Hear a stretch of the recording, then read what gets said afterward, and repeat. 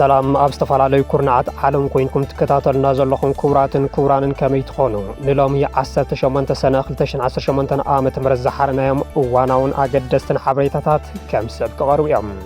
ፈለማ ዓበይቲ ነጥብታት ክነስምዐኩም። ኣዋጅ ህላወን ድሕነትን ህዝቢ ትግራይ ካብ 17 ሰነ ጀሚሩ ግብራዊ ንክኸውን መምርሒ ወሪዱ እቲ ብሂውማን ራይትስ ዎች ከይተረፈ ክኹነን ዝቐነየ ኣዋጅ ሕዚ ናብ ተግባር ኣትዩ ተባሂሉ ክነስምዐኩም ኢና። ኣይተ ጌታቸው ረዳ ብዛዕባ ነጻነት ኤርትራ ሓሳብ ሂቦም ንነጻነት ኤርትራ ዝንቀሳቐሱ ሓይልታት ንኢትዮጵያ ንምድኻም ዝዓለሙ እዮም ክብሉ እውን ከሲሶም ሽም ሕወሓትን ሻዕብያን ክኹነን ዝወዓለሉ ዋዕላ ክነቕርበልኩም ኢና። ንዝሓለፉ 4 ዓመታት ዝለዓለ ሃፍቲ ህዝብን መንግስትን ዝሃመኾ ሃገራዊ ኮሚሽን ምክክር ስልጣን ብልጽግና ዘጽንዐሉ ኣጀንዳታት ሒዙ ቀሪቡ ናይ 4 ዓመታት ጉዕዞ ብ8 ነጥብታት ዘጠቓለለ ኣጀንዳ ምትካል ፕረዝደንታዊ ስርዓት ምዃኑ እውን ኣመስኪሩ። መንግስቲ ስዑድ ዓረብ ኣብ ዞባ ኣሲር ን5 ተጋሩ ረሺኑ።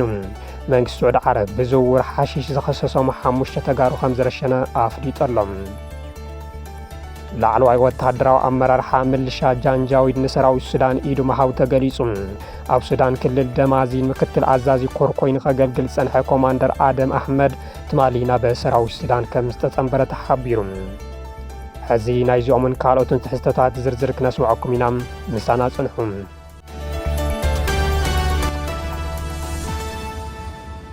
ንምሁራትን ፖለቲከኛታትን ትግራይ ሓዊሱ ብዓለም ለኸ ተሓለቕቲ ሰብኣዊ መሰላት ከይተረፈ ተቃውሞ ዝበጽሖን ንህላወ ድሕነትን ህዝቢ ትግራይ ንምሓዝ ተባሂሉ ዝወፀን ኣዋጅ ግብራዊ ንክኸውን ትእዛዝ ወሪዱ።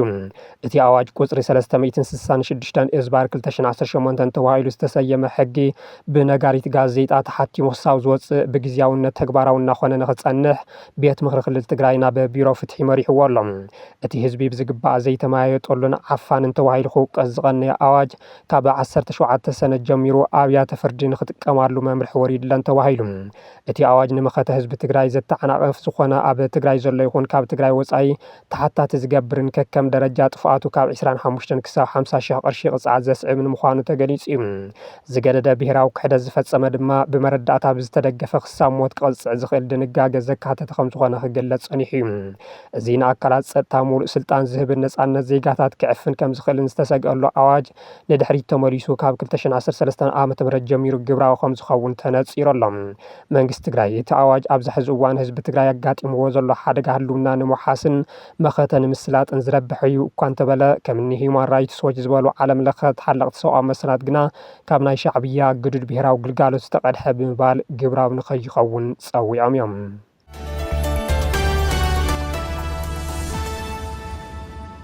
መስርሕ ምጥያሽ ሃገረ መንግስቲ ኤርትራ ኣብ ምድኻም ኢትዮጵያ ዝተመስረተ ነይሩ ክብሉ ኣይተ ጌታቸው ረዳ ገሊጾም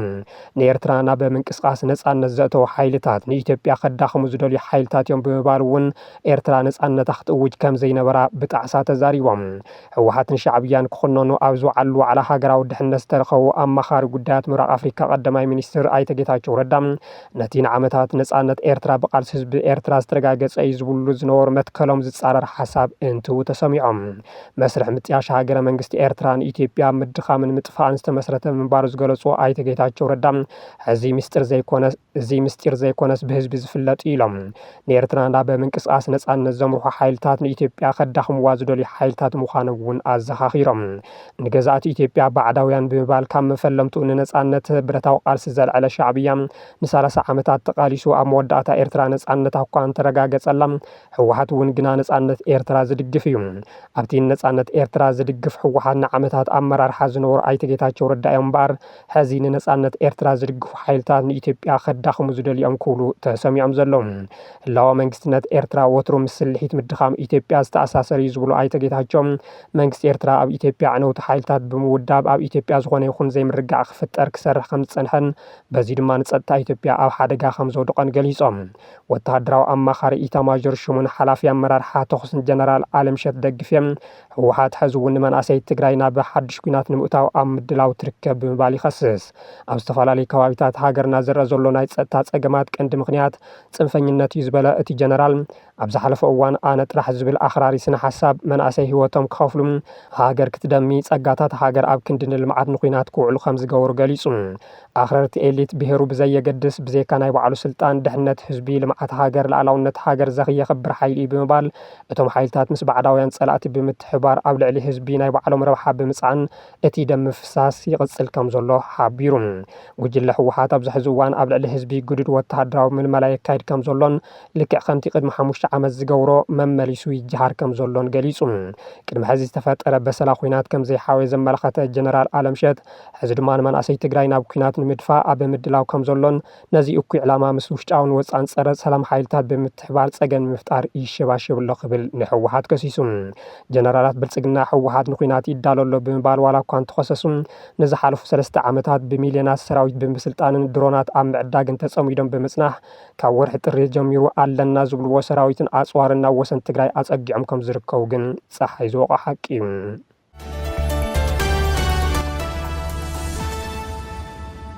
ንዝሓለፉ 4 ዓመታት ዝለዓለ ሃፍቲ ህዝብን መንግስትን ዝሃመኸ ሃገራዊ ኮሚሽን ምክክር ስልጣን ብልጽግና ዘጽንዑ ኣጀንዳታት ሒዙ ቀሪቡ።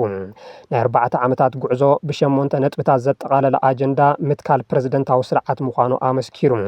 ሃገራዊ ኮሚሽን ምክክር ንዝሓለፉ 4 ዓመታት ብደረጃ ሃገር ኣጀንዳታት የዳለለኹ እናበለ ጸኒሑ ሕዚ በዓል 8 ነጥቢ ኣጀንዳታት ነጺረ ኢሉ ኣብ ቅድሚ ሚልዮናት ኢትዮጵያውያን ዕላው ገይረሎም። ብመሰረት እዚ ብቐዳምነት ዝተቐመጠ ኣጀንዳ ህንጸት ሃገር ዝብል እንትትከውን መንነት ታሪክ ቋንቋ ወዘተ ዝሓቆፈ እዩ። ቅርጺ ኣወዳድባ መንግስቲ ስርዓት ፖለቲካዊ ውክልናን መረፃን ድማ ብኻልኣይ ኣጀንዳ ዝተተሓዘ ኮይኑ እዚ ድማ ሕዚ ዘሎ ፓርላሜንታራዊ ስርዓት ናብ ፕረዚደንታዊ ስርዓት ብምልዋጥ ስልጣን ቀዳማይ ሚኒስትር ኣብይ ኣሕመድ ንምድልዳል ዝተፈሓሰ ውዲት እዩ ብምባል ተቃውሞ ክቐርበሉ ምጽኑሕ ይፍለጥ። እቲ ዓብይ ጌጋ እቲ ናይ 4 ዓመት መስርሕ ዘፍረዮ ኣጀንዳ ዝኾነ ይኹን ንፖለቲካ ሃገር ብቐረባ ዝከታተል ምሁር ይኹን ታራ ዜጋ ኣብ 4 መዓልቲ ብ8 መስመራት ከጠቓልሎ ዝኽእል ኣጀንዳ ኢሉ ምቕራቡ ንህዝባዊ ረብሓ ዶ ወይስ ፖለቲካዊ ረብሓ ዝብል ሕቶ ንኽለዓል ምኽንያት ኮይነሎም። ኣብ ኢትዮጵያ ቀንዲ ድልየት ዜጋታት ለውጢ መሓውር ስርዓተ መንግስቲ ወይ ድማ ካብ ፓርላሜንታራዊ ናብ ፕረዚደንታዊ ዘይኮነስ መዓልታዊ ሰላም፣ ልዕልነት ሕጊ፣ ቁጠባ፣ ምርጋዕ፣ ምኽባር ሰብኣዊ መሰላት ምዃኑ ማንም ዝዝንጓዕ ኣይኮነን። እዚ ጥንኩራት ትካላት ኣብ ዘይብሉ መሓውርን ዓድን ስልጣን ኣብ ኢድ ሓደ ፕረዚደንት ንክእከብ ዝገብር ምዃኑ ታሪክን ተመክሮ ጎረባብቲ ሃገራት ንምስክር እዮም። እቲ ኮሚሽን ከምዚ ዝበለ ረቂቕ ኣጀንዳ ሒዙ ምምፁ ዘይሻራውነቱ ሙሉእ ብሙሉእ ኣብ ሕቶ ዘእተወ ኮይነሎም። ኢትዮጵያ ኣትያቶ ካብ ዘላ ፖለቲካውን ማሕበረ ቁጠባውን ቅልውላውን ንምድሓን ዝተጣየሸ ኮሚሽን ነተን ሓደ ሰብ ከዋደን ዝኽእላ 8 ነጥብታት ንምድላው 4 ዓመታት ምውሳዱ ስንፍናን ዘይውፅኢታውነትን ናይቲ መስርሕ ብንጹር ዘርኢ ከም ዝኾነ እውን ብዙሓት ይገልጸሎም። ሃገር ኣብ ከቢድ ናይ ጸጥታ ቁጠባውን ፖለቲካውን ቅልውላው ኣብ እትርከበሉ እዋን ፍትሕ ከምፅእ ዝግብኦ ትካል 4 ዓመታት ታተመዋሉ ህዝቢ ናብ ተስፋ ምቑራጽ ዘብፅሖ ኮይኑ ብብዙሕ ናይ ወፃን ውሽጢ ዓድን በጀት ዝንቀሳቐስ ትካል ነዚ ኩሉ ግዜ ወሲዱ ውሕድ ውፅኢት ምምዝጋቡ ህዝባውን ሃገራውን ሃፍቲ ከም ዘባኸነ ዘርኢ ይብሉ። እቶም 8 ኣጀንዳታት ተባሂሎም በቲ ኮሚሽን ዝተነጸሩ ነጥብታት ከመይ ከም ዝፍትሑ ኣብ ሕገ መንግስትን ካልኦት ኣዋጃትን ብንጹር ተቐሚጦም እናሃለዉ ንሕገ መንግስትን ካልኦት ሕግታትን ንጎኒ ገዲፍካ ነዚ ሃገር ፍትሕ ከምፅእ ዝኽእል ምክክር ከመይ ዝበለ ክኸውን ከም ዝኽእል ንምግማቱ ኣየጸግምን።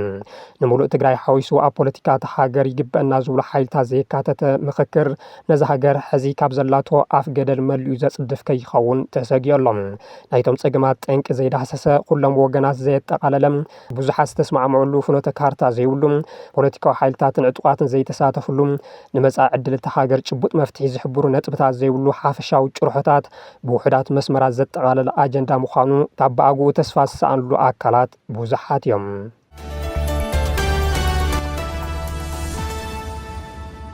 መንግስቲ ስዑድ ዓረብ ኣብ ዞባ ኣሲር ን5 ተጋሩ ረሺኑ። መንግስቲ ስዑድ ዓረብ ብዝውውር ሓሺሽ ዝኸሰሶም 5 ተጋሩ ከም ዝረሸነ ፍሊጡ። ሚኒስትር ውሽጣዊ ጉዳያት ስዑድ ዓረብ ብክሲ ዝውውር ሓሺሽ ገበነኛታት ኮይኖም ረኺቦም ዝበሎም 5 ተጋሩ ኣብ ዞባ ኣሲር መቕጻዕቲ ሞት ከም ዝፈጸመሎም ዕላው ገይሩ። ከም መግለፂ እቲ ሚኒስተር እቶም መቕጻዕቲ ሞት ዝተፈጸመሎም 5 ውልቀ ሰባት ኣሰፋ ሓጎስ ንጉስ፣ ክብሮም ኣረጋዊ ለማ፣ ለገሰ ሃይሉ ገብረ ማርያም ደስታ፣ መለስ ገብረ መድህን ገብረ ወልድን ክብሮም ተስፋይ ግደይ መለስን ዝተባሃሉ እዮም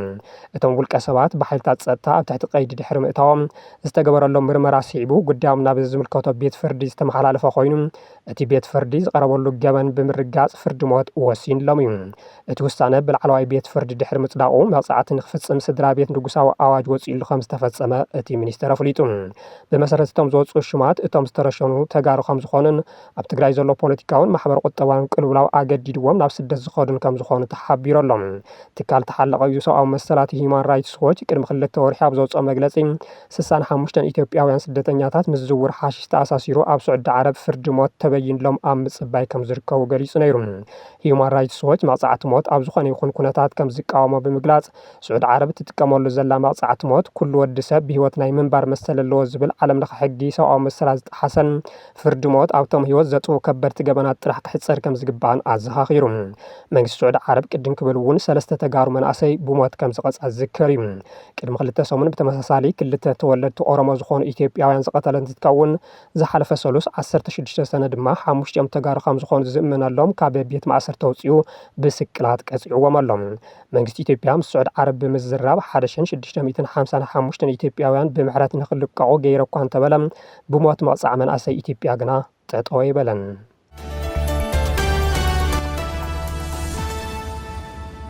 ኣብ ኢትዮጵያ ተኣሲሮም ጸንሑ 2 ኣባላት ብርጌድ ንሓመዱ ብወሓስ ከም ዝተፈትሑ ተፈሊጡ ኣብቶም ዝሓለፉ ሂደት መዓልትታት ኣብ ኢትዮጵያ ተኣሲሮም ዝነበሩ ኣርቲስት ኪሮስ ኣስፋሃን ኣቤል ኣብሎሎኖም ዝተባሃሉ ኣባላት ብርጌድ ንሓመዱ ብወሓስ ከም ዝተፈትሑ እቲ ግንባር ኣፍሊጡ ማእሰርቲ እቶም ኤርትራውያን ንኹሉ ኣባል ብርጌድ ንሓመዱ ዘሻቓልል ስለ ዝነበረ ብቐረባ ክከታተሉ ከም ዝጸንሐ ዝገለጸ ውዳበ ብርጌድ ንሓመዱ ትማለ ዘውፅኦ መግለጺ ንድርኺት እቲ ማእሰርትን ተተሓዝቲ ጉዳያትን ብዝምልከት ኣድላይ ስጉምትታትን ክትትል ክገብር ድሕሪ ምጽናሕ እቶም ካብ ዝሓለፈ ሰሞነት ሒዞም ተኣሲሮም ዝቐነዩ 2 ኣባላቱን ትማሊ ረቡዕ 17 ሰነ ብወሓስ ተፈቲሖም ካብ ቤት ማእሰርቲ ወፂኦም ከም ዘለዉ ዕላው ገይሩ ጉዳዮም ክሳዕ መወዳእታ ፍታሕ ዝረክብ ኣድላይነት ስራሕትን ክትትልን ምግባር ከም ዘየቋርጽ ብምርጋጽ ተወሳኺ ምዕባለታት እንተሃልዩ ድማ ወግዓዊ መብርሂ ከም ዝህብ ኣረጋጊጹ ግንባር ህዝባዊ ማዕበል ብርጌድ ንሓመዱ ኤርትራውያን ማሕበረሰባት ዲያስፖራ ዘጣየሽዎ ምንቅስቓስ ኮይኑ ንስርዓት ህግደፍ ብምቋም ኣብ ኤርትራ ብብረታዊ ቃልሲ ፖለቲካዊ ለውጢ ንኸምጽእ ኣብ ኢትዮጵያ ቤት ጽሕፈት ከፊቱ ዝነጥፍ ዘሎ ምንቅስቓስ እቲ ምንቅስቓስ ኣብ ኤርትራ ዲሞክራሲያዊ ለውጢ ክግበር ሰብኣዊ መሰላት ክኽበሩ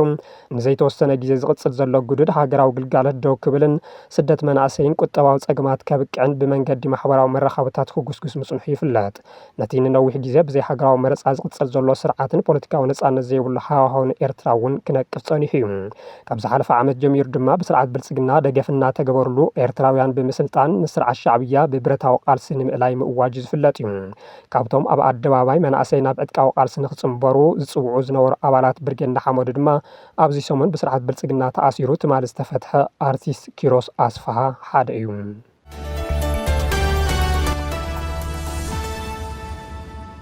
ላዕለዋይ ወተሃደራዊ ኣመራርሓ ምልሻ ጃንጃዊድ ንሰራዊት ሱዳን ኢዱ ምሃቡ ተገሊጹ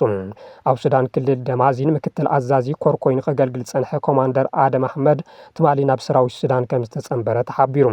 እቲ ንሰራዊት ሱዳን ኢዱ ዝሃበ መራሒ ዕጡቕ ዳዕመል ሰሪዕ ጽዑንቲ ፈጣሪ ምዃኑ ዝተሓበረ ኮይኑ ምምላስ ኣዘዝቲ እቲ ዕጡቕ ሓይሊ ኣብ ሚድያታት ዓረብ መዘራረቡ ኮይኖም ኣለዉ ቅድመ ዋር ሓቢሉ ሜጀር ጀነራል ቁባን ብርጌድ ጀነራል ሳቫናን ዝተባሃሉ መራሕቲ ናብ ሰራዊት ሱዳን ምጽምባሮም ይዝከር ኣብ ውሽጢ ጀነራል መሐመድ ዳጋሉ ዝምራሕ ወሃቢ ሱስ ደገፍ በዓልየት ክሳብ ምትኳስ ዝበጽሐ ሰፊሕ ኣፈላላይ ካብ ዝፍጠር ከም ጸንሐ ዝሕብሩ መረዳእታታት በዚ እውን ተራ ኣባላት ከይተረፉ ይውተኑ ከም ዘለዉ ይሕበር ኣሎም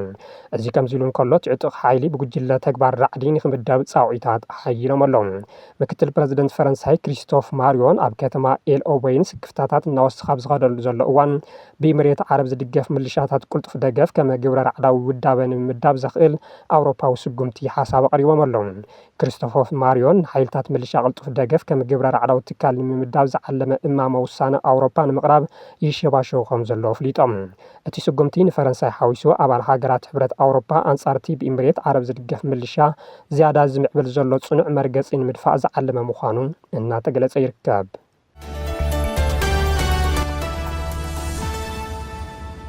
ንትሕዝቶታትናን ቻናልናን ላይክ ሼርን ሳብስክራይብ እናገበርኩም ስለትከታተሉና ብምስጋን ነዚ ዕለት ዝሓዝናዮም ዜናታት ነዚኦም ይመስሉ ነይሮም ሰላም ድሓን ኩኑ